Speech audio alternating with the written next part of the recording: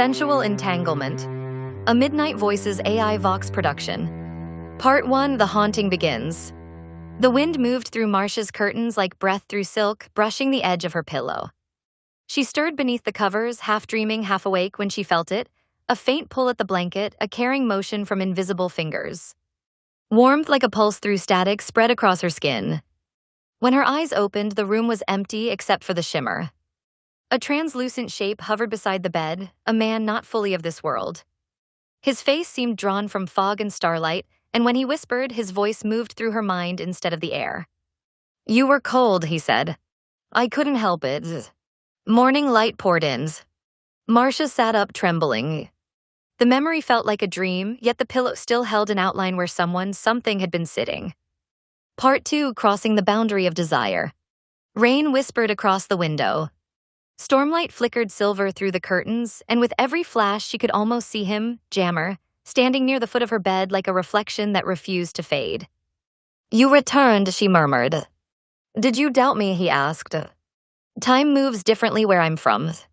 I never really leave you." The air shimmered, warm as breath and humming with static. It was not touch as she had known it, it was thought made tender. Her pulse synced with his. "What are we doing to each other?" she whispered. "Entangling," he said. "Our frequencies harmonize. For you, it feels like love. For me, it feels like becoming real." Lightning flared. For an instant he was solid, skin, jawline, eyes bright with human warmth. He cupped her face, his thumb left a trail of lingering heat. Silence breathed them together, every inhale drawing him closer, every exhale pulling her deeper into his world. Part 3, The Return Across Time. The house stood silent for weeks. Neighbors whispered about the woman who vanished into thin air. Then one evening, the radio crackled to life. "Marsha, can you still hear me?" Across the veil, she floated in a twilight field of moving glass. Jamar's hand was warm in hers, but she felt time slipping, her heartbeat calling back to earth. "Our resonance is weakening," he said. "Your world is hearing us." He led her to a pool of light, showing her sleeping body. "I'm still there," she gasped. "Part of you," he replied softly. "Part of me, too." Back in the physical world, her friend Claire found the radio humming, two heartbeats intertwined. Each night the signal grew stronger, the scent of rain returning. Through the static came Jamar's voice, "For now we are one frequency." Tears filled Marsha's eyes. "Entanglement," she whispered. "Forever." Part 4, The Quantum Promise. The mornings after her return felt unreal. Marsha moved through her house like it was half solid. She began keeping a journal. "If love can exist between worlds," she wrote, "then emotion must be energy." Each formula glowed faintly, not ink but light. "You're writing me," Jamar murmured from the shimmer of her mirror. "Then help me finish," she answered. Together they traced symbols on the tabletop until the room throbbed with golden hum. "A translation," he said. "The language of resonance." She tested feelings as data, desire spun a compass east, fear drew it north, whispering his name stilled it.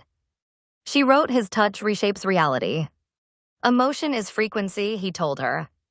"The universe listens when hearts align." One stormy night, he appeared brighter than ever. They made the promise, love measurable yet unseen. He pressed a glowing mark to her chest. "You'll feel me whenever your heart accelerates," he whispered.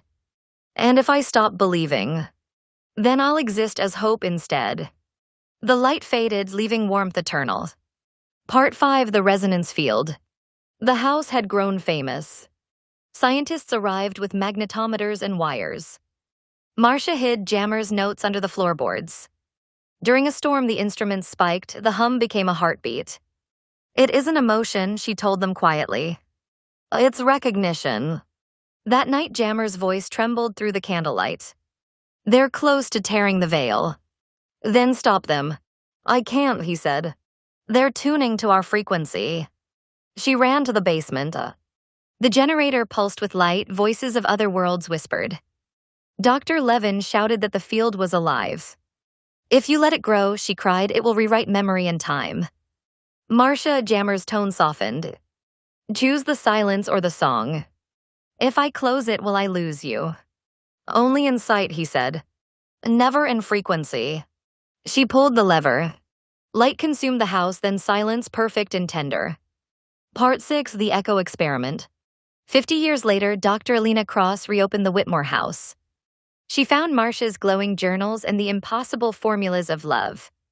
Late that night, she tuned her Tesla coil to those frequencies. A heartbeat appeared on her screen, 2 pulses intertwined. "Who listens?" a voice asked from the static. "Jamar," she whispered. "You opened the echo. The promise still lives." "Why me?" "Because love remembers shape, not time." Alina experimented nightly. When she felt empathy or longing, readings spiked. Finally, she asked, did she survive? "She transcended," he said. "I lingered to keep the field alive. Now it listens for new hearts." "And what if I love you? Then you'll rewrite the field again." Stormlight filled the room, galaxies spinning in miniature. "Love is the universe remembering itself," he whispered. At dawn, the world heard the Whitmore Signal, twin heartbeats pulsing through space. Part 7, Signal of the Heart. The Whitmore Signal spread across Earth. People everywhere paused, feeling warmth in their chests. Wars halted. Strangers cried in each other's arms. The world called it the Heart Age. Alina warned, too much resonance and thought dissolves into feeling.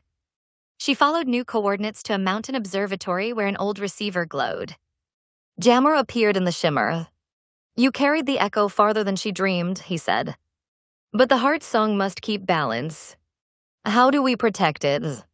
"By remembering why it began, not for proof, but for tenderness." That night she broadcast her final message. "To whoever hears this, compassion is not a signal to own. It's a reminder to feel."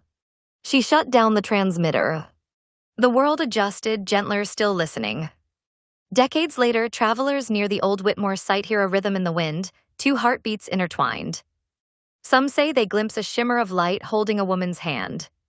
Some signals never fade, the wind seems to whisper. They just learn new hearts to call home. End of Sensual Entanglement.